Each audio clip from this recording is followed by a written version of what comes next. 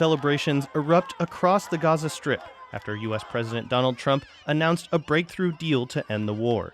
The conflict has left more than 67,000 Palestinians dead since it began, as a response to a Hamas attack that killed 1,200 Israelis on October 7, 2023. Israeli Prime Minister Benjamin Netanyahu, joined by U.S. envoys, spoke just before a cabinet vote approving the plan's first phase, an immediate ceasefire and a return of Israeli hostages. We fought during these 2 years to achieve our war aims, and a central one of these war aims is to return the hostages, all of the hostages, the living and the dead. And we're about to achieve that goal. A Hamas spokesperson also confirmed it agreed to the deal, which will see about 2,000 Palestinian prisoners released in exchange for the Israeli hostages. We have reached an agreement to end the war and aggression against our people and to begin implementing a permanent ceasefire, the withdrawal of the occupation forces, the entry of aid, the opening of the Rafah crossing in both directions, and the exchange of prisoners. We have received guarantees from the mediating brothers and from the American administration, all of whom confirm that the war has ended completely. A major diplomatic victory for U.S. President Donald Trump. U.S. and Israeli flags were projected on the walls of Jerusalem, and the families of Israeli hostages celebrated. Even as explosions continued to ring out in Gaza throughout the day and overnight.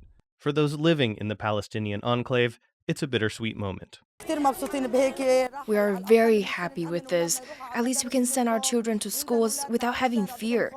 Thank God we've reached the stage where the war is over, even though our wounds will not be gone. Our hearts will continue to weep. In my family alone, there are 137 martyrs. It's impossible for the wounds to heal overnight. The United Nations Aid Agency says they are aiming to ramp up efforts immediately, sending hundreds of trucks of food and medical supplies. Amid the celebration and optimism, there's also acknowledgement of the many difficult issues ahead.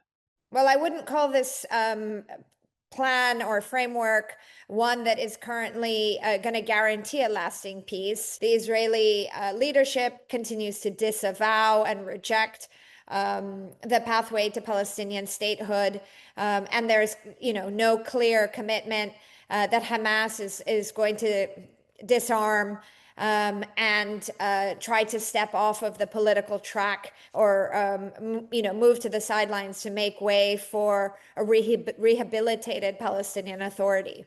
U.S. officials say they will deploy up to 200 troops to Israel as part of a task force to support stabilization, but that no American forces will enter Gaza.